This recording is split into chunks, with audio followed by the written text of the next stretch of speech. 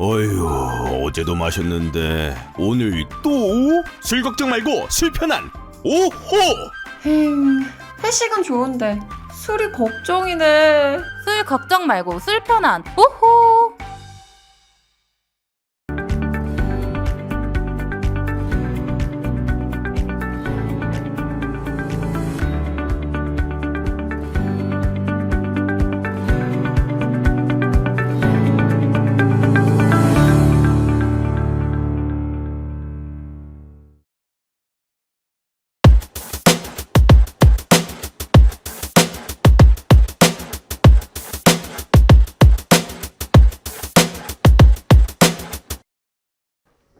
스픽스 구독자 여러분 안녕하세요. 마키아벨리입니다. 선거가 며칠 남지 않은 게 아니라 이미 시작됐습니다. 놀라울 정도로 높은 재외국민 투표율을 기록했고요. 사전투표도 마찬가지입니다. 이런 선거 흐름 어떻게 봐야 되는지 또 선거 전망도 해보겠습니다. 오늘도 변희재 후보님 오셨습니다. 어서 오십시오. 네, 안녕하십니까. 근데 복장이 바뀌었네요. 네, 이게 저희 이제 선거운동복인데 이제 뭐 얼마 안 남아서 네. 채널의 양해를 구하고 뭐 네. 다른 후보들도 다 그렇게 하더라고요. 네, 그래서 네. 저도 이 운동복을 입고 왔습니다. 네, 네. 어떤 의미입니까? 기아 타이거스 운동복이라고 그러는데 아, 그래요? 근데 네. 이제 예전 아시겠지만 기아 타이거스가 빨간 상에 검정 건데 빨강을 해버리면은 저 국힘당하고 섞이니까 기아 타이거스의 그 다른 유니폼 같아요.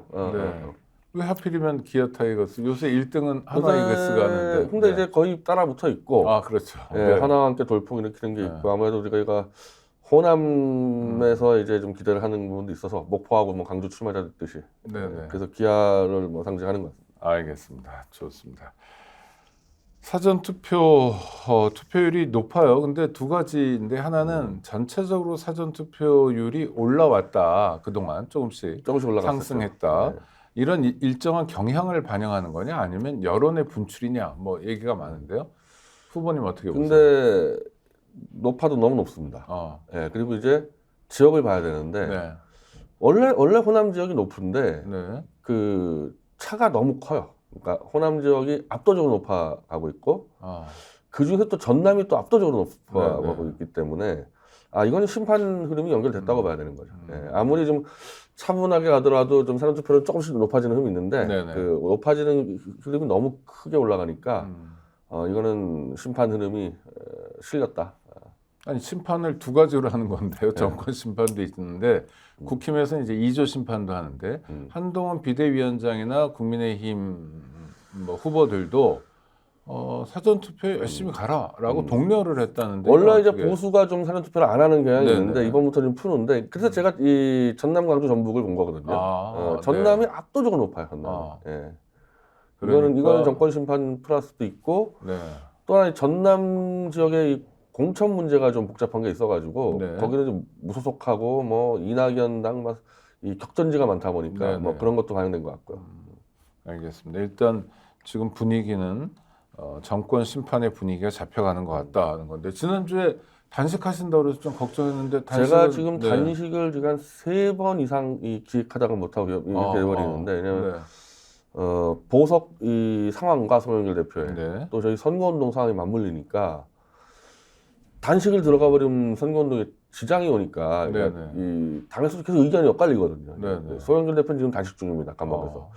그럼 당 대표가 감옥 단식하는데 누구 한 명은 해야 되는데 누군지 알아볼 만한 사람이 단식해야지 효과가 있으니까 이제 제가 손꼽혔는데 근데 반대로 누군지 알아볼 만한 사람이 선거를 또 뛰어야 되거든요. 그렇죠. 그러니까 이게 지금도 지금 좀 아직까지 불확정인 상황이에요. 단식을 한이 많이 돼서. 네, 알겠습니다. 송영길 대표는 결국 보석으로 석방 안 됐죠. 안 된 기각된 상태에서 거죠? 곧바로 단식 투쟁에 들어가서 네, 네. 목요일 날 이 옥중에서 연설을 했죠. 네. 영상 연설을 해가지고 지금 알려져 있죠. 왜 안 풀어준 겁니까? 재판부가 한 달 반 전부터 1심에서 재판을 못 끝내기 때문에 풀어줄 수 있다는 수준까지 얘기를 해서 다 우리 기대를 했었는데 네. 이거는 재판부 차원의 문제가 아니었던 것 같아요. 위에서 그냥 확 틀어막은 게 아닌가. 그 보석이라는 것은 이 구속된 피의자한테는 굉장히 중요한 문제니까 네. 안 풀어주려고 그러면요 가차없이 기각시켜야 되거든요. 근데 거의 한 달 이상을 고민 중이다. 어차피 1심을 못 끝내니까 등등 풀어줄 것 같은 뉘앙스를 줬다가 안 풀어주는 경우는 없어요. 네. 그건 사람들이고 장난치는 격이니까. 그래서 제가 파악하기로는 법리적으로나 참정권의 명분으로나 보석을 하려고 했는데 위에서 그냥 확 막은 게 아닌가. 그 위가 뭡니까? 위가 뭐 정권이라고 봐야 되겠죠. 아니 근데 법원이 정권의 영향을 받을까요? 아니면 어떤 법원의 고위층인가요? 뭐 뭔가? 법원 고위층일 수도 있고 네. 권력층일 수도 있고요. 아. 여러 가지로 이 요즘 판사들 같은 경우는 승진에 워낙 신경을 쓰니까 네네. 예전보다도 더 영향을 많이 받는 것 같습니다. 일단 후보님 말씀은 추정이긴 하지만 위의 압력을 받은 게 아니면 이해가 되지 이해가 않을 되지 않는 정도로 거죠. 이상한 상황이다. 예. 네, 알겠습니다. 그러면 소나무당도 타격이 차이 크겠네요. 크죠. 왜냐하면 풀어줄 것 같이 했기 때문에 송영길 대표가 선거운동 기간에 나온다는 전제로 우리가 다 계획을 짜놨는데 네네. 물론 옥중 연설하고 이 옥중 단식으로 지금 다시 이제 빅데이터로 많이 올라가고 하지만 직접 나와서 광주나 목포에서 연설하는 거는 차원이 크니까 그 하늘과 땅 차이. 예, 뭐 거의 한 뭐 절반 이상은 우리는 예상 득표는 포기하고 간다고 봐야 되는 거죠. 네, 알겠습니다. 대한민국 총선인데 한일 관계도 계속 주목되는 것 같아요. 이를테면 뭐 꼭 총선 의제인지 모르지만 국민의힘 소속 서울시 의원이 뭐 우길 승천기, 일본 제국주의 상징인 우길 승천기를 금지하도록 한 조례를 폐지하겠다 뭐 이런 것도 있었고요. 그 왜 그런지 도저히 이해가 안 되는. 네. 예, 그게 급한 사안인가 그렇게? 예. 아니 그러니까 왜 하필이면 선거 때 제가 왜 그랬죠? 선거 전에 그리고 그건 선거 전에 득표에 저는 도움이 안 될 텐데 네. 그렇다고 해서 일본이 지금 급박하게 요청한 것도 아닐 테고 네네. 뭐좀 납득이 안 되는 거라서요. 또 하나는 시의원만 하더라도 사실은 의미 있는 정치인이잖아요. 광역 의원이니까. 네. 그리고 혼자서 한 게 아니라 여러 명의 국민의힘 의원들이 동조했다는데 뭐 어떻게 판단해야 됩니까? 그냥 해프닝입니까? 아니 근데 총선 앞두고 네. 총선 앞두면은 이 국론이 이제 찬반에 세게 갈리는 건 안 하거든요 원래. 그렇죠. 다 뒤로 미루는데 네. 이건 국론이 찬반 갈리는 정도가 아니라 반대가 압도적으로 많을 것 같은데 이 부분에 대해서는. 네. 왜냐면 어차피 저런 뭐 나치에 대한 상징물들은 사실 전 유럽에서 다 못하고 그런 지금까지. 네. 우리가 그러니까 예를 들면은 일본이 뭐 조건을 걸고 아주 세게 요구해서 우리가 외교적인 뭐 실익을 샜다건 모르겠는데 그것도 아닌 상황이고 네. 뭐 모르겠습니다. 제가 선거를 뛰다가 이걸 안 조사해봐서 그런지 모르겠는데 뭐 이해가 안 돼가지고. 네, 저도 이해가 안 돼서요. 한번 네. 우리 변희재 대표님은 다른 어떤 시각이 있으신지 그러니까 아무리 이해하려고 해도 이해가 안 된다 그런 상황이고요. 알겠습니다. 또 하나는 4.3 기념식, 추념식인데 이게 국가 기념일이기도 해요. 이럴 때 이를테면 대통령이 안 가면 여당 대표가 가든지 여당 대표가 못 가면 대통령이 가든지 이렇게 서로 보완하는 작업도 했을 텐데 둘 다 안 가면 아니 그리고 이 사람들이 안 가는 사람들이 아니잖아요. 네. 사상 어마어마하게 팔아먹었잖아요. 사상에 네, 대해서. 윤석열 대통령도 사상 가지고 했었고. 그럼 결국에는 이 공천 과정에서 뭐 도태우 사건이나 등등해서 이 올드라이트가 심각하게 이탈을 해서 네. 자유통일당이 이제 오늘 여론조사 6%까지 나와버렸는데 저당이 네. 결국 올드 보수들의 이제 눈치 보고 못 간 거야 이제. 표 떨어질까봐. 네네. 원래는 계속 가고 계속 떠들었던 이 사람들 같은 경우는. 네네. 올드 보수 표를 계산한 거죠. 그럼. 또 하나는 뭐 일각에서는 뭐 뉴라이트들이 뭐 대통령에게 영향을 미쳤다 이런 얘기도 하는데 그건 어떻게 보십니까? 아니 그러니까 이 부분 대해서는 사실 뉴라이트나 올드라이트나 이 부분은 입장이 같은데 네네. 이 4.3에 대해서는 이 뉴라이트나 올드라이트나 어쨌든 북한의 남로당의 이 무장 봉기로 인해서 제주도민이 희생당했다 이거기 때문에 네네. 근데 그거와 전혀 결이 다른 얘기를 했었거든요 지금까지 윤석열 한동훈은. 네. 그러니까 이걸로 인해 가지고 지금 현재 이제 안 그래도 보수표가 이탈하고 있는데 여기 가서 또 말을 바꿀 수는 없을 거 아닙니까? 그러니까 이제 난감하니까 안 가는 걸로 떼어버렸는데 그러니까 이제 이런 걸 보면요 이 사람들은 그냥 뉴라이트가 올드라이트가 아예 이념이 없는 사람들이에요. 네. 그때는 이렇게 이 이른바 이 제주도 쪽에 맞춰주는 게 득표 도움된다고 했다가 지금 당장 표가 급하니까 이제 또 완전히 안면 몰수해 버리는 거죠. 그러니까 다만 표만 의식하는 그렇죠. 거다. 예, 모든 것들 다. 그러니까 일관된 이념이 있다고 보기도 어려운 상태다. 그러니까 지금 올드라이트는 이 한동훈을 좌파라고 규정하는데 그렇습니까? 좌파도 아니고 그냥 네네. 아무것도 아닌 사람들이. 그러면 그 지금 변 후보님 말씀하시는 좌파라고 규정하는 근거는 뭡니까? 도태우 공천 날린 게 아. 제일 컸는데, 그러니까 도태우의 현대사적 발언, 그러니까 5.18 문제는 넘어갔어요. 근데 문재인을 이 비판한 부분 과도하게 그걸로 어떻게 날릴 수가 있냐. 근데 생각해 보니까 문재인 때 한동훈이 가장 출세한 거 아닙니까? 네네. 그러니까 이 사람은 이제 문재인의 이 뭐 하나만 사냥개 출신이다 그래가지고 올드라이트하고 한동훈은 완전히 갈라섰어요. 지금. 네, 알겠습니다. 문재인 전 대통령 언급을 하셔서 뭐 물론 다른 이유 때문이긴 합니다만 선거에 개입을 하네요. 일종의 선거 운동처럼 보이기도 하는데 파란 점퍼를 입고 그다음 불경 지역에 또 지원 지원이죠. 선거 운동이죠. 네, 지원 유세라고 볼 수 있는데 이런 행보는 어떻게 봐야 됩니까? 원칙적으로는 맞죠. 어. 원칙적으로는 윤석열이라는 정말 기괴한 정권이 들어와서 전 국민이 지금 다 죽어나갈 판이니까 네네. 엄밀히 말하면 문재인뿐 아니라 저는 박근혜, 이명박도 윤석열 퇴진에 힘을 실어야 된다고 생각을 하는데 네네. 그 사람들은 또 박근혜, 이명박은 윤석열에서 감옥까지 간 사람들 아닙니까? 네.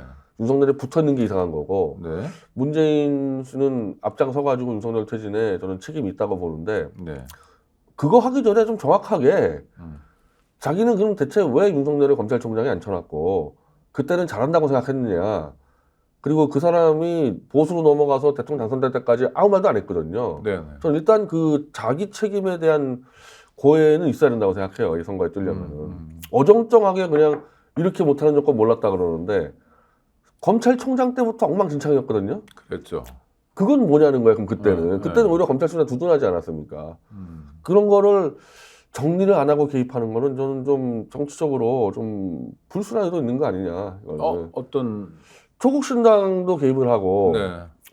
이낙연에 대해서는 또 왜 새로운 미래도 또 언급을 하더라고요. 아니 그러니까 윤석열 심판하러 나왔는데 이 새로운 미래는 일관적으로 윤석열 심판 얘기를 안 하거든요. 네. 또 그런 데는 지지를 하고 가장 강력하게 윤석열 심판 얘기하는 또 소나무당은 빼놓고 네. 자기 정치한다는 거밖에 안 느껴져요. 이거는 지금 그러니까 자기 정치라는 게 어떤 거죠? 자기가 계속 이제 일정한 영향력을 갖고 네, 싶다. 그러니까 자기가 컨트롤할 수 있는 세력을 그냥 다 지원해가지고 그러니까 윤석열 심판과 별개로 네네. 저는 심지어 오히려 윤석열까지도 영향 미치는 거 아닌가 이 문재인 씨 같은 경우는. 그래서 이 국민들이 바라는 윤석열 퇴진과는 다른 목적으로 정치에 개입하는 것 같다는 생각이 들어요. 네. 만약에 변희재 후보가 의심하는 것 어떤 몇 가지 부분에서 안전하려면 지적하는 것처럼 윤석열 정권의 탄생에 어떻게든 기여했다는 측면에 대해서 성찰하거나 대국민 언급은 있어야 된다. 본인이 오판했으면 어디서 오판했는지도 설명하고 그렇게 다 얘기한 상황에서 같이 심판하자 이렇게 갔으면요 소나무당이 빠질 이유가 없을 거야 막 그러면. 네. 근데 그게 없이 가니까 가장 몸을 던져 싸우는 소나무당을 빼버리고 오히려 싸우지 않는 이낙연당을 지지하는 이상한 행태가 보인 거죠. 네네. 아니 그리고 지지하는 정당도 여럿이라 약간 헷갈리긴 하더라고요. 그렇게 하는 것도 잘못된 거죠. 네. 잘못된 거죠. 알겠습니다. 박근혜, 이명박 두 전직 대통령 선거 관련해서 움직임이 없는 거잖아요. 어떻습니까 지금? 박근혜 씨는 뭐 나오니 많이 뭐 네네. 하다가 결국 못 나오는 걸로 됐는데. 못 나오는 겁니까? 예, 이제 수도권에서 반대했다는 얘기도 나오고. 네네. 근데 정말로 이게 이 지금 대구 지역에서는 좀 충격적인 사안들인데, 네. 지금 도태우하고 최경환이 지금 이 일정 정도 지지가 나오니까 네. 국힘에서 이 둘을 죽이려고 그래요. 네. 근데 그 역할을 유영아한테 맡겨가지고 심지어 이제 유영아가 저 최경환 지역구에 들어가서 이 국힘당 후보를 지원하고 원래 박근혜가 거기 간다는 얘기 나왔는데 아니 도태우하고 최경환은 그래도 박근혜하고 신의를 지키면서 최경환 감옥까지 갔다 온 사람이고 네. 도태우는 박근혜 변호사까지 했는데 아무리 국힘 요청해도 그 사람들을 죽이려고 박근혜가 움직이는 게 말이 되냐. 그러니까 유영아 후보가 움직인 건 박근혜 전 대통령이 움직인 것과 진배 없다 이렇게 원래 보는 원래 건가요? 박근혜가 가려는 걸 이제 네네. 안각을 했는데 네. 그래서 유영아도 못 가게 막아야죠. 유영아가 다니면서 최경환 도태우를 죽이러 다닌다는 게 얼마나 이상한 행동입니까 이게 지금. 네. 그래서 박근혜는 이번 판에도 지금 점수를 크게 잃고 있는 거죠. 그러면은 뭐 정치적 영향력이라고 말할 거는 별로 안 남아 그래서 있겠습니다. 뭐 나오든지 말든지 별 신경 안 쓴 게 나와봐야 별거 없었을 거다 하는데 안 나온 건 잘한 거고 제가 볼 때는. 근데 네네. 안 나왔는데 유영아가 저기 경산에 들어가서 이 한마디로 최경환 낙선을 시켰다고 들어가는 건 말도 안 되는 얘기죠. 이거는. 네네. 최소한의 정치적 의리 같은 건 있어야 된다. 인간적인 인간적인 부분까지 의리. 이건 네. 의심을 할 수 있는. 박근혜 뭐 하는 사람이냐 이거예요. 네. 최경환은 감옥을 박근혜 쪽에서 가장 오래 살았어요. 7년을 살았어요. 네네. 그리고 무슨 큰 부정부패도 아니고 국정원 특활비 받은 거거든요. 그걸로 네. 7년 살았습니다. 그런 정도 사람을 왜 박근혜 쪽에서 꼭 낙선시켜야 되냐 이거예요. 문재인 전 대통령이 부울경 지역에서 사실상의 선거 지원 활동을 하는 건 부울경 지역의 민주당 후보들에게 영향을 미치는 거죠. 일정 정도 도움은 되겠죠. 그러니까 네. 누구든지 나와서 좀 팔을 흔들어주고 하면은 투표율이 올라갈 거 아닙니까? 네네. 그런 부분들이. 네. 그래서 지금 이 투표율 크게 올라가는 부분들도 조국당 뭐 등등 그리고 소나무당 등등 다양한 정당이 나와서 투표 올라가는 부분도 분명 있을 거예요. 메뉴가 많아졌기 때문에. 네. 그 측면에서 보면은 문재인 씨가 나와서 어쨌든 민주당 찍어라 그러면은 도움이 안 될 건 없죠. 네. 그러면 박근혜 전 대통령하고 좀 비교되는 거네요. 정책 영향력, 하여튼 어떤 의도든 간에. 현재까지 영향력이 문재인 씨는 범민주 진영에서는 영향이 있는 거고 네. 박근혜 씨는 나와봐야 별거 없었을 겁니다. 윤석열하고의 그 잘못된 만남이 너무 자주 이어졌기 때문에 네. 별거 없었을 겁니다. 네, 알겠습니다. 선거 전망은 지금 어떻게 하세요? 투표율이 지금 우리가 이제 금요일 오전에 방송하기 때문에 이제 일요일까지 가보면 사전 투표율이 나올 거 아닙니까? 네. 근데 사전 투표율만 봐서는 안 되고 이 지역을 다 따져봐야 되는데 하여튼 흐름으로 볼 때는 지난 총선보다 높을 것 같다. 네. 67%인가 지난 67%가 그랬는데 70%는 좋게 넘지 않겠냐. 어마어마하게 높은 거 아닌가요? 그러면? 그러니까 이제 그 와중에 네. 보수가 또 같이 왔냐 아닌지도 사실 이게 봐야 되는데 네. 보수가 지금 맹렬히 따라 붙긴 하는데 그게 한 지난 총선 정도라고 보면은 지난 총선보다 한 6, 7%가 올라갔다 그러면은 이건 그냥 윤석열 심판표가 한 6, 7%가 더 들어왔다고 봐야 되는 네네. 거예요. 이런 뭐 예를 들면 이제 일반적인 총선 때는 전혀 투표하지 않았던 사람들이 한 6, 7%가 더 들어왔다. 그럼 그건 이 수도권 같은 경우는 판세가 완전 엎어지죠. 네. 그리고 아마 비례 부분도 상당히 영향을 미칠 거고. 그래서 그런 투표율 정도면은 뭐 180석 이상은 뭐 가뿐히 넘을 것 같은데 야권이. 약간 200석 네. 문제는 이제 보수가 얼마나 따라 들어왔냐를 봐야지. 하여튼 보수가 지금 뭉치고 있어요. 지금. 네, 네. 뭉치고 있다는 건 뭐 일종의 위기감의 반영인가요? 저는 이 보수 뭉치 그때도 얘기했지만 전 조국 신당의 이상한 행태들이 상당히 보수를 지금 자극하고 있는데 네. 이번에는 그 개헌을 한다고 하면서 이거 아마 보수가 볼 때는 굉장히 이상한 개헌이거든요. 네, 네. 대기업 사회권 얘기를 그러니까 했죠. 대기업 노동자들의 임금을 낮춰가지고 동일 임금을 만들고 굉장히 이제 보수 쪽에서는 생경하고 네. 일반 좌파도 아닌 것 같고 네. 이래 버리면은 야 이 총선 뒤에 또 보수 이제 노인들 볼 때 또 공사나 되는 거 아니냐 이래가지고 끌어내는. 그러니까 왜 자꾸 개헌 얘기하는지 이해가 안 돼. 이게 이제 다 빼고 윤석열 퇴진으로 지금 보수 사람들도 들어와 있는 사람 많이 있거든요. 그러면 차이를 최대한 빼고 윤석열 퇴진으로 몰아가야 되는데 여기서 이상한 좀 개헌 얘기해가지고 뭐 그것 때문에 뭐 떨어질 건 없는데 자꾸 보수를 뭉치게 하는 부분이 있죠. 그거는 혹시 탄핵으로 윤석열 정권을 퇴진시키는 것보다는 개헌을 통해서 퇴진시키는 게 더 훨씬 뭐 가능성이 높다 이런 차원에서 개헌 얘기를 꺼내는 원래부터 건가요? 자꾸 그런 얘기를 했었는데 아주 이상한데요. 이상한 얘기죠. 이상한 얘기죠. 네, 아니, 윤석열 같은 경우는 범죄 행위가 너무 명확한 게 많아서 네. 탄핵까지도 필요 없고 그냥 자진 하야도 시킬 수 있는 사안인데 안 하잖아요. 네. 그러니까. 그러니까 지금이야 그러지만 네. 뭐 한 탄핵 정적수에 근접한 의석수는 없고 이 범죄 행위를 지금까지 민주당이나 뭐 조국이나 떠든 게 별로 없어서 그런데 네네. 태블릿 조작이나 청담동 술자리 조작은 뭐 완벽하게 걸렸거든요. 네. 뭐 그런 것만 제대로 얘기해줘도 뭐 충분히 저는 자진하야가 가능하다고 생각하는데 탄핵조차도 힘들다 그러면서 이상한 개헌으로 권력 분할로 가려고 그런다. 그것도 좀 불안한 부분이 있어요. 제가 조국 신당 대해서 항상 불안한 부분이 네.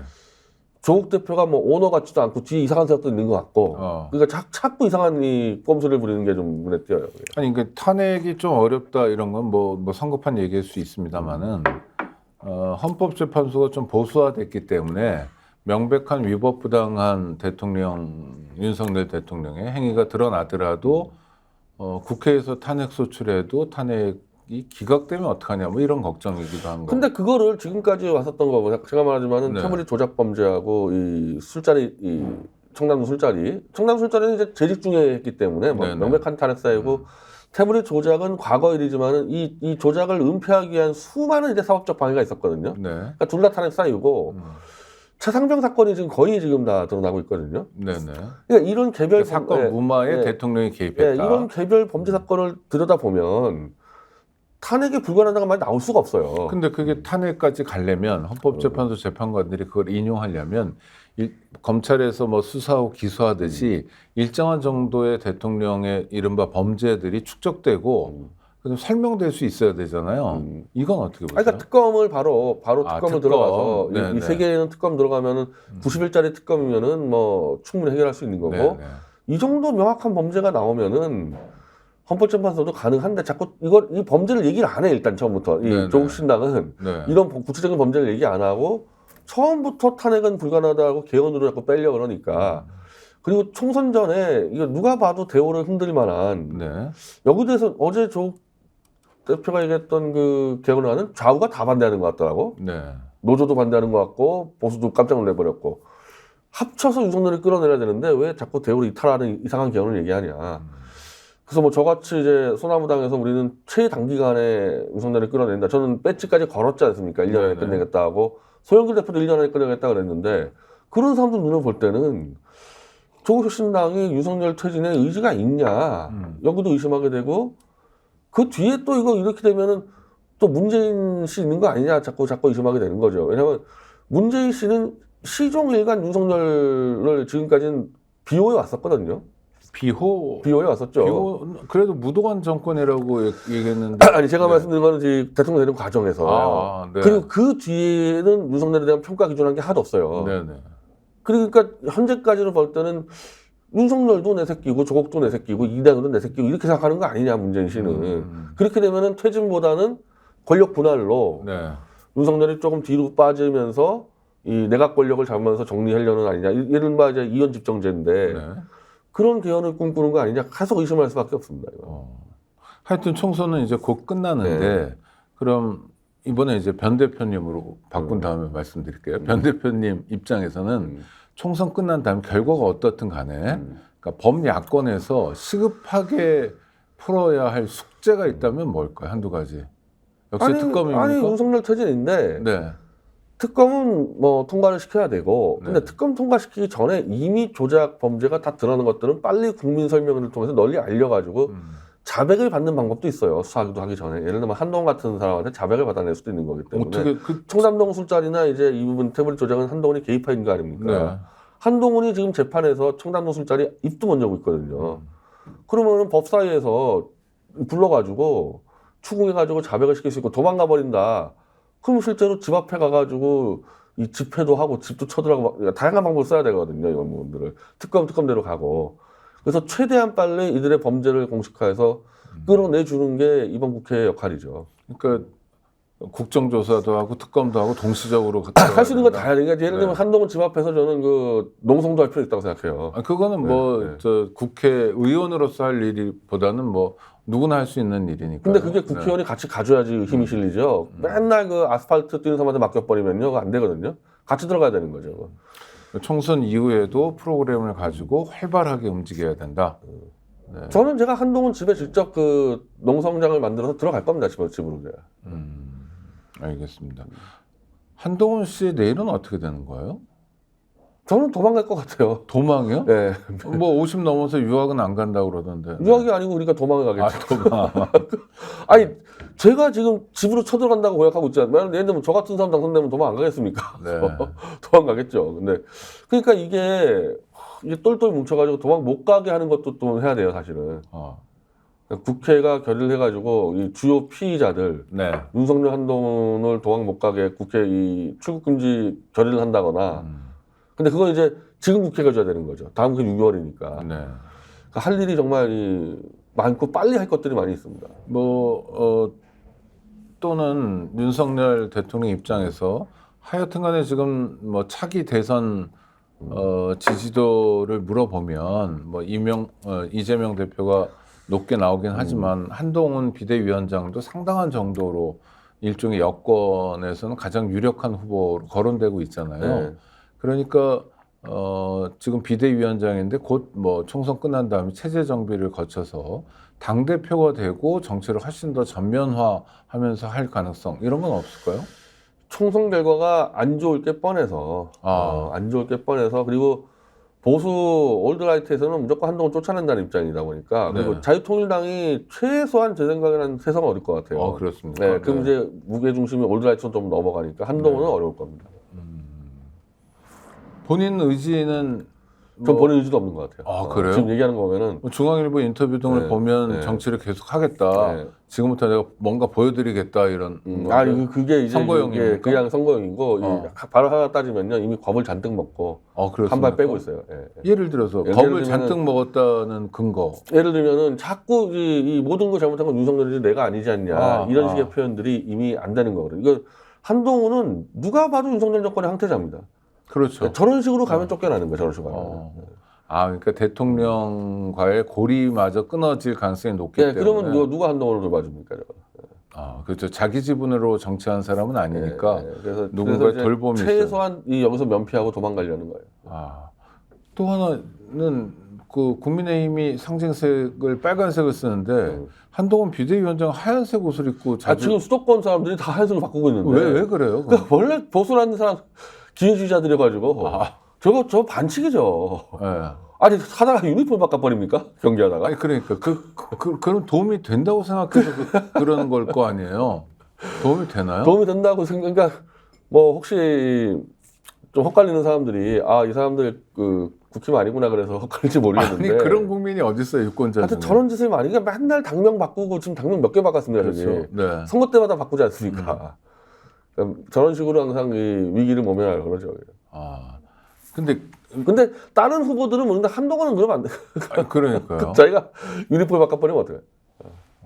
아니 하여튼 어이가 없고 이해가 안 돼서 말을 이어가기가 어려운데 원래 이미지라는 게 고정된 이미지가 있어야 그래 확장도 되고 이런 거잖아요. 원래부터 저 국힘은 원래부터 파란색이었습니다. 네, 원래는 그랬죠. 파란색이었는데 2012년 대선 때 이제 네. 이명박이 하도 욕을 먹고 박근혜가 들어오면서 파란색 욕 먹으니까 빨강을 훔쳐버렸어요. 사실. 네. 그때부터 이 편법에 문제가 생긴 거예요. 한 번 파랑이면 그냥 가야지. 그렇죠. 색깔을 그냥 네, 바꾸는 게 여기서부터 시작돼가지고 당명 바꾸고 색깔 바꾸고 이제 선거 기간 동안 색깔 바꾸는 사태가 벌어졌고. 아이고 참. 반발이 당내 조금 있었는데 전면적으로 나오진 않았습니다. 함은경 후보가 뭐 대통령 탈당 얘기했다 금방 철회했고요. 또 일부에서 뭐 내각 총사퇴도 있고 몇 가지 얘기는 있었는데 약간 험지에서 고생하는 후보들의 볼멘 소리 정도로만 들리고 일정한 흐름은 형성하지 않는데 근데 이건 저는 어떻게 그게 봅니까? 윤석열이 후퇴할 만큼 후퇴했기 때문에 여기서 더 하면 오히려 부작용 나겠다고 판단한 것 같거든요. 네. 그 의사 문제가 제일 컸는데 그 지난번 간담회인가 뭡니까 뭐 항상 이 사람은 뭐 기자 간담회도 아니고 그냥 자기 혼자 질러대니까 이게 네. 뭔지 모르겠는데 네. 그 대국민 담화였죠. 담화. 하여튼 그 전혀 당이 원하는 게 아니고 그냥 막 갖다 질러대가지고 이때 함은경 씨가 이제 사퇴하라 그랬는데 네. 대통령 비서실장이 갑자기 그 뜻이 아니다 2,000명 줄일 수 있다 이렇게 수습을 해나가는 과정에서 정책실장이 그런 말했죠. 네, 그리고 맞아요. 이제 윤석열도 뭐 딴 말하고 그래가지고 좀 윤석열이 후퇴를 하니까 그러면 이제 차라리 이 정도에서 하자. 그래가지고 이제 또 무슨 전공이 하나 불러가지고 쇼하고 나름대로 지금 뭐 맞춰주려고 노력을 하는 것 같거든요, 윤석열이. 네네. 그러니까 윤석열도 겁을 잔뜩 집어먹은 거죠. 그러니까 후보들 입장에서 보면 대통령이 답답한 사람이긴 하지만 그래도 선거를 맞아서 조금 움직이고 있다. 선발을 맞춰주니까. 라고 왜냐하면 판단하는 쫓아내는 건 거군요. 리스크가 있거든요. 네. 쫓아내는 리스크보다는 선발 맞춰주니까 이대로 가자. 그럼 이 얘기는 뭐냐면 총선 끝나고는 이건 윤석열은요 이 당으로부터 팽당할 가능성이 높아진다는 거죠, 이거는. 아니 그래도 그럼 대통령의 뭐 탈당이냐 뭐냐는 거치 문제가 아니라 또 대통령이 직접 사과하진 않더라도 이를테면 내각이 뭐 책임져야 된다든지 대통령실장을 비롯해서 이런 사람들이 책임져야 된다든지 이런 얘기들은 유효한 거 아닌가요? 총선 끝나면 이제 그게 이제 더 커지겠죠. 끝나면, 예, 네. 지금은 어느 게 플러스니 마이너스니 헷갈려지니까 네. 아예 윤석열을 맞춰주니까 넘어가는데 총선 끝나자마자 아마 당선자들의 모임 구성돼가지고 네. 내각 총사퇴는 기본이고 아. 아마 출당까지도 요거 나올 겁니다. 네. 낙선한 사람들은 분통은 터지지만 또 발언권이 별로 없잖아요. 낙선하면. 그렇죠. 이제 이 수도권에서 당선된 사람들이 중심이 되고 네. 이 TK하고 역시 영남권일 텐데 네. 근데 그 사람들도 더 이상 윤석열 같이 갈 필요가 없어요. 이 네. 영남권도 어. 이미 공천 다 끝났고 네. 남아있는 게 없잖아요. 아, 그렇죠. 앞으로 4년 후에 다시 선거에 출마하더라도 그때 윤석열 씨가 대통령으로 있는 건 아니니까요. 이미 예를 들면 지난 다음이니까. 지금 대선보다 지자체가 빠를 텐데 네. 지자체를 윤석열과 같이 가겠습니까, 이 사람들이? 그렇죠. 좀 빨리 정리해야 되는 거죠. 네네. 아니 지방선거 아니어도 지방선거는 뭐 국회의원 중에 나올 사람이 제한돼 있으니까 다음 총선을 생각하면 뭐 윤석열과의 결별은 예정된 수순이다 이렇게 보시는 총선 거군요. 끝나자마자 결별을 할 겁니다. 아 민주당은 어떻게 할까요? 빨리 끌어내려야 되는데 네. 민주당은 또 이 면면들이 이걸 이제 특공대가 앞에 나가서 확 잡아서 끌어내려야 되는데 뭐 그런 사람이 별로 안 보이니까 저는 솔직히 조국 신당이 제대로만 끌어내려 주면 네. 제가 크게 걱정 안 하겠어요. 근데 거기도 안 할 것 같아. 네. 민주당도 안 할 것 같고. 그래서 어제 소영길 대표가 연설하면서 소나무당이 안 들어가면은 200석이 돼도 못 끌어낼 것 같다. 그냥 뭐 소영길이라든지 최대집이라든지 저라든지 뭐 소년 들어가가지고 아까 말한 대로 저들의 그 범죄 행위들을 다 국민 설명회 하고 막 몇몇 특공대가 바람을 잡아야지 이끌어낼 수 있지. 소나무당이 못 들어가면은 막 또 역풍이 분다 뭐 차근차근 가자 겸손하게 가자 이러면서 또 실직 끌 가서 있거든요. 그래도 이를테면 화이팅이 좋은 분들이 당선이 확실시 되는 분들이 몇 있잖아요. 이를테면 뭐 박은정, 뭐 조국, 또 뭐 신장식 이런 조국 혁신당도 있고 이현주 의원 같은 경우도 뭐 이현주 화이팅이 의원은 뭐 이제 뭐 우리랑 같이 활동을 많이 했던 사람이라서 네네. 그런 건데, 근데 핵심은 윤석열의 범죄 행위를 확신을 갖고 이걸 얼마나 빨리 질러댈 수 있냐는 건데 네. 그런 거 하는 사람 아무도 없어요. 그런 거 하는 사람은. 그건 뭐가 필요한 겁니까? 용기가 필요한 겁니까? 아니면 전문성이 필요한 겁니까? 아니 제가 그 광주에 갔을 때 네. 조국 신당 지지자들이 와가지고 왜 우리가 설명을 했습니다. 저 누탐사하고 미디어치가 윤석열 한동훈의 태블릿 조작 범죄하고 청담동 술자리 범죄를 설명했는데 이걸 아무도 민주당 국회의원도 얘기 안 하고 조국 교수 왜 얘기를 안 하냐 이 범죄를. 저도 솔직히 왜 안 하는지 모르겠어요. 모르다 보니까 이제 우리가 하겠다는 거거든요. 네. 그러니까 하여튼 저들의 범죄를 최대한 빨리 공론화시키는 게 이 쫓아내는데 일순인데 그것들을 안 하니까 이제 소나무당이 없으면 최소한 늦어지는 거죠. 그렇게 되면 그만큼 늦어지는 거죠. 알겠습니다. 총선도 중요한데 총선 이후도 되게 중요하다고 지금 변희재 대표는 강조하시는 빨리 거. 움직여야죠. 그래서 하루라도 더 빨리 끌어내야죠. 또 체계적으로 움직여야 된다. 잘못하면은 이 자기 살려고 또 이상한 짓을 지금 이 윤석열이 자기 살려고 질러댄 그 공약들이요. 다 나라 끝장내는 것들이거든요. 이를테면요. 지금 무슨 돈 쓴다 다 끝장내는 네, 것들이에요. 지금 네. 뭐 입만 열면 지금 다 뭐 끝장내는 천조도 것들이에요. 넘었다 뭐 이런 얘기. 네. 그리고 이상한 공약들도 상당히 많은데 그거는 자꾸 늦어지면은 자기 살려고 이상한 짓 할 거 아닙니까? 또 외교 가지고 장난치다가. 그러니까 점점 피해가 확산되는 거죠. 이거. 지금 많은 분들이 또 걱정하는 게 경제를 걱정하는데 무슨 IMF도 아닌데 경제 성장률이 이렇게 낮고 실질 임금이 후퇴한 거는 정말 IMF 이후에 처음이라고 그러는데 지금 이 2년 연속? 네. 언론들이 조작해서 그런데요. 지금 세계적으로 경기 불황이 아니에요. 그러니까요. 한국만 박살났어요. 한국만. 그러니까. 지금 미국이 우리나라 경제 규모가 얼마나 큰데 4%가 나오는데 네. 그러니까 한국만 엉망된 겁니다. 이건 지금. 그러니까 그것은 다 대통령 탓이라고 말하는 건가요? 아니면 뭐 대통령 탓이죠. 그건 당연히 왜냐하면 집권한 지 이제 2년째 됐는데 네네. 문재인 탓할 땐 지났죠. 일단. 네네. 그러니까 뭘 잘못해서 그렇다는 거예요? 그러니까 경제가 지금 안 좋잖아요. 네. 실질 임금이 2년 연속 떨어지는 경우는 정말 처음인데 IMF 때는 한 번만 떨어졌으니까 하여튼 그런데 이게 왜 윤석열 대통령 탓인지 아니 일단은 우리가 경제를 하려면 우리는 이제 사실 중국이랑 문제가 있는 거고 네, 러시아 네. 문제 있는데 뭐 여기서부터 다 막혀버렸잖아요. 아, 우리가 이쪽 경제를 가지고 미국보다 더 이제 의존도가 높은 데인데 여기를 네, 다 네. 박살 내버렸기 때문에 네. 이 영향이 있는 거죠. 이 영향. 단적으로 외교 하나만 보자면은 그러니까 경제가 무너졌다는 얘기는 전반으로 다 엉망진창했다는 얘기예요. 다. 그게 이제 경제 지표로 드러나는 거거든요. 네네. 마치 뭐 사회 안정이라든지 법치라든지 외교 이런 것들이 결국 지표로 경제로 나타나는 거거든요. 이런 것들이. 총체적으로 엉망진창했기 때문에 경제가 파탄난 거죠. 그러니까 그 총체적 엉망진창이 도드라져 보이는 게 이를테면 물가 폭등 같은 거라고 볼 수 있는 거네요. 그렇죠. 그런 것들도. 그게 이제 대파, 파동 뭐 이렇게 나온 거고. 물가 폭등도 분명히 저거 외교안보에서 이 잘못 처리돼가지고 네. 수입 수출이 원활하지 않아서 벌어지는 겁니다. 저것도 분명히. 그럼 지금이라도 뭐 선거도 이렇게 쫄리고 그러니까 지금이라도 뭐 성찰하거나 방향 전환을 하거나 뭐 국정 쇄신을 하거나 이럴 가능성 없다고 보시는 더 거죠? 이상한 짓들 하잖아요. 더 이상한 짓들을. 더 이상해진다. 예, 더 이상한 짓들 하고 있잖아요. 지금. 그러니까 총선 끝나고 빨리 못 끌어내면요. 점점 이제 더 이상 회복이 안 되는 수준의 이상한 짓들을 벌여서 쫓아내더라도 회복되는 데 5년 걸리는. 아이고. 지금 의사들이 그래요. 네. 완전 의료 시스템이 파괴가 됐습니다. 그러니까 지금 사람들은 의사협회장만 합의하면 되는 줄 아나 본데 의사협회도 핸들을 놓쳐가지고 그냥 젊은 의사들이 막 다 떠나버렸습니다. 이거를 네네. 데려와서 다시 회복시키는데 몇 년 걸립니다. 그러니까 윤석열을 쫓아내도 이 의사 시스템 회복하는데 한 4년 걸리게 돼 있는 거죠. 아니 전공의와의 만남도 그렇더라고요. 전공의 대표하고 만났다고 하는데 전공의들은 네가 뭔데 비공개로 만났냐 이러면서 뭐 탄핵해버리겠다 이런 게 이를테면 좀 시스템이 붕괴되고 붕괴된 거죠. 그러니까 이게 처음부터 의사협회가 막았어야 되거든요. 그러니까 의사협회가 가장 주된 협회인데 네네.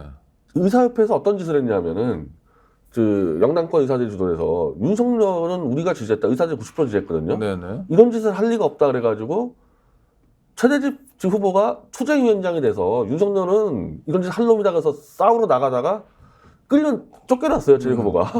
윤석열을 왜 까냐 그래가지고 네네. 그거 이제 완전히 무장해제됐다가 얻어맞아 버렸기 때문에 의사협회가 완전히 리더십 잃어버렸죠. 이것 때문에. 그러니까 젊은 의사들이 이거 뭐 하는 거냐. 너희들이 우리가 다 회민해가지고 가장 돈 많은 조직인데 여기서 윤석열과 대응을 못 해가지고 핸들 놓치면서 다 불신되는 거죠. 젊은 의사들은 이제 의사단체들 같은 경우. 그래서 전공의들이 빠져나간 게 무슨 단체 명의로 빠져나간 게 각자 빠져나갔거든요. 네. 더 이상 못 해먹다 나갔기 때문에 이 사람들을 불러들일 수 있는 데가 하나도 없어요. 그럼 정말 큰일 아니에요? 큰일이죠. 예. 아니 그러니까 정부도 사태를 조정할 만한 역량이 없다고 보이잖아요 지금. 그 다음에 뭐 대학 당국도 그렇고 의대 교수도 그렇고 또 개업이인 의사협회도 그렇고 그러면은 굉장히 오랫동안 오랫동안. 그러니까 이런 게 한두 개가 아닐 겁니다. 한두 개가. 아니, 이런 게. 그러니까 오랫동안 가는 게 단순히 뭐 이해 당사자들 간의 편차 때문에 가는 거면 좋은데 문제는 국민들의 영향을 미치잖아요. 특히 심각한 피해를 미치죠. 환자들이나 그 이제 병원은 지금 이제 부도 위기로 간 종합병원들이 많아서 뭐 부도라도 났다 한 두 개가. 그럼 그냥 사라지는 거예요. 당분간에 병원 종합병원 큰 게 두 개가 사라지면은 네. 어마어마한 이제 이 피해가 확산되는 거죠. 아니 그 이제서야 이해가 되는데 하여튼 소위 말하는 의료 개혁으로 보든 뭐로 보든 지금 상태로 가면 정말 우리가 상상하기 어려운 엄청난 사태가 빚어지니 하루라도 빨리 집에 보내자 이 말씀을 그렇죠. 하시는 거예요? 네. 제가 좀 아는 모르는 분야에서 경제 외교 분야에서 이런 네. 꼴 난 것들이 많이 있을 겁니다. 네네. 윤석열을 빨리 보내도 회복되는데 몇 년 걸리는 게. 그러니까 2년을 만약에 총선 뒤에 뭐 2년 끌었다가 2년 동안 다 파괴시키겠지 윤석열이가. 지 살려고. 아까 말씀하신 한중 관계만 보더라도 주한 중국 대사가 싱하이밍 씨라고 아주 그 한국말도 잘하고 하여튼 한국의 여러 사람들하고 교분도 많은데 윤석열 정부 쪽 사람들은 전혀 안 만난다고 그러더라고요. 포기했겠죠. 네? 아니 그러니까 정부 쪽에서 중국 대사를 안 만나. 아 정부 안 만난다고요? 네네. 정부가? 네, 그러니까 아마 대통령 그런 기조 때문에 아무도 못 만나고 그러는 거겠죠. 한국의 주중대사도 저 중국 정부 안 만나고 있어요. 주중대사도. 그분은 뭐 큰 소리 치고 어쩌고 중앙고등학교 동창이라고 네, 임명장 받을 때 성렬아 그래서 유명해진 분 맞죠? 그렇죠. 예. 그 러시아는 이미 현대차 공장을 폐쇄했잖아요. 이미 폐쇄해버렸습니다. 그럼 그거 회복하는데 얼마나 걸리겠어요, 이미. 큰일이군요. 정말 큰일이군요. 그런 와중에 우리가 선거를 하고 있다라는 거 우리 구독자 여러분 좀 기억해 주시면 그래서 이거 좋겠고요. 그냥 대충 막 야당이 뭐 200석이었다 좋아할 게 아니고 200석이 문제가 아니라 초단기간에 끌어내려야 되는 엄청난 전투를 벌여야 되거든요. 네. 저는 그 점에 대해서는 민주당과 조국 신당을 제 스스로 신뢰 못해요. 이게 정말 이 전면전 해가지고 끌어내릴 거냐 올해 안에. 왜냐하면 이런 생각한단 말이야. 아, 윤석열 같이 멍청한 놈이 있으니까 우리가 가만히 있어도 지자체 이기고 대선 이기지 않냐. 이런 생각, 반사 이익. 이런 네네. 생각한단 말이에요. 이 정당들은. 네, 네. 그럼 나라가 완전 거덜나더라도 자기들이 그냥 권력 잡으면 되는 거냐. 이건 국민들이 표만 준다고 되는 게 아니고 네. 똑바로 감시해야 되는 겁니다. 이거. 그러니까 조국 혁신당에서 3년은 너무 길다라고 슬로건을 만들어 왔는데 슬로건에서 멈추면 안 된다 이런 말씀이에요. 그 3년은 너무 길다라는 부분이 3년 안에 끌어내겠다가 아니고 네. 3년 안에 뭐 개헌을 해가지고 그냥 계속 같이 가겠다는 게처럼 들려드니까 저는. 네, 네. 왜냐하면 윤석열을 끌어내리는 과정에서 이 국민들의 입에 정치적 의사욕구가 폭발할 거거든요. 그걸로 개헌 틀을 잡아야 되는 건데 왜 지금부터 개헌 얘기하냐고 지금부터. 네. 또 하나는 뭐 좀 이른 얘기일 수 있지만 국회가 이제 새로 구성되면 원구성을 할 거 아닙니까? 그럴 때 야당 입장에서 중요한 포인트가 있습니까? 예를 들면 법사위원장 같은 법사위죠. 법사위에 이제 초강경 공격수를 다 배치시켜야죠. 특히 법사위원장. 아니 통상 위원장은 여당이 하기도 하고 그랬잖아요. 근데 그러지 말자 이런 의견이세요? 그걸 지금 넘겨줬다가 네. 그때 이번 국회 때 넘겨줘가지고 뭐 네. 그 핑계 되지 않았습니까? 솔직히 뭐 특검하자 그러면은. 네. 근데 또 넘겨준다? 만약에 그래서 아니죠. 법사위원장은 무조건 이 법야권에서 가장 강력한 투쟁자를 앉혀놔야죠. 이를테면요. 이현주 씨가 삼선된다 그러대. 그래서 이현주 씨가 방송할 때 그러면 당신이 법사위원장하고 네. 내가 법사위원 들어가겠다. 혹시라도 또 제가 법사위원 들어가서 또 막을 수도 있어요. 뭐 아니면 민형배나 이현주나 이 정도 좀. 민영배는 재선이고. 네네. 뭐 근데 삼선하니까 뭐 네. 이현주 씨 법조인이고 삼선이면 네. 이현주 같은 사람 법사위원장하고. 네. 재밌겠다. 네, 제가 법사위원 들어가고 막으면 아마 사고 터질 겁니다. 네. 그러니까 원구성에서 굉장히 중요한 포인트는 법사위원장을 누가 가져가느냐고. 그렇다면 윤석열 정권이 실정을 거듭하고 있고 퇴행을 거듭하기 때문에 표를 받은 야권으로서는 뭔가 프로그램을 제시해야 되겠네요. 해야죠. 법사위원장 싸움부터 원구성부터 우리는 놓치지 않는다. 분명히 한다. 원래 지금부터 해야 돼요. 저희는 다 발표했어요. 어떻게 할지를 다 발표했어요. 네네. 어떤 프로세스를 끌어내리는지를. 근데 민주당이나 조국신당은 그 얘기한 적 한 번도 없습니다. 어떻게 끌어낼지 얘기한 거 하나도 없어요. 네. 죄송한데 소나무당의 목소리가 잘 안 들려가지고 네, 열심히 제 변 대표님 만날 때 아니면 못 들어가지고 어제 소영길 대표도 1년 안에 끌어낸다 얘기를 했었고. 네. 아니 그러니까 끌어낸다는 구호가 중요한 게 아니라 구체적으로 어떤 일들을 어떻게 해나갈 거냐, 어떻게 짜임이 있게 해나갈 거냐. 저희는 이 4월 11일부터 네. 전국 윤석열 한동훈 범죄 설명회에서 투어를 돌 거예요. 저희가 네. 유탐사랑 같이 돌아가지고 네, 쫙 일단 알려놓고 상임위하고 본회의를 통해서 우리가 이제 발표하는 거죠. 이놈들이 범죄자다 그래서 특검대로 보내고 한동훈 체포조 구성해서 한동훈 집 앞 포위하고 그 정도를 알려주면은 용산을 포위한다. 네. 그래서 탄핵과 이 특검 절차 이전에 저는 끌어내린다는 게 목표입니다. 자, 마지막입니다. 선거도 중요하지만 선거 이후도 중요하다. 왜냐하면 그게 정말로 나라가 어지러워질 수 있기 때문이다. 이렇게 정리하면 될까요? 그렇죠. 네, 알겠습니다. 선거도 중요하지만 선거 이후도 중요하다.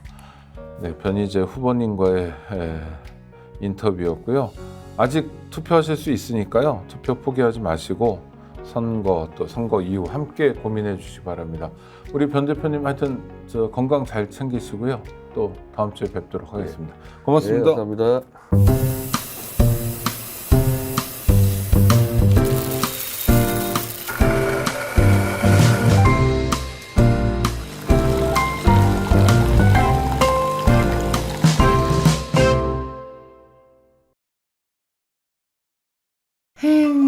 회식은 좋은데 술이 걱정이네. 술 걱정 말고 술 편한. 어허.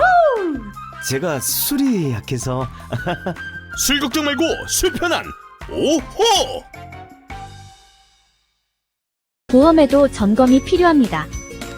요즘 경기가 어려워서 보험료 내는 것도 부담스럽죠. 보험료는 줄이고 보장은 넓게. 건강보험도 자동차 보험도 나에게 맞춤 보장. 믿을 수 있는 보험 전문가들. 믿을 수 있다 더 착한 보험.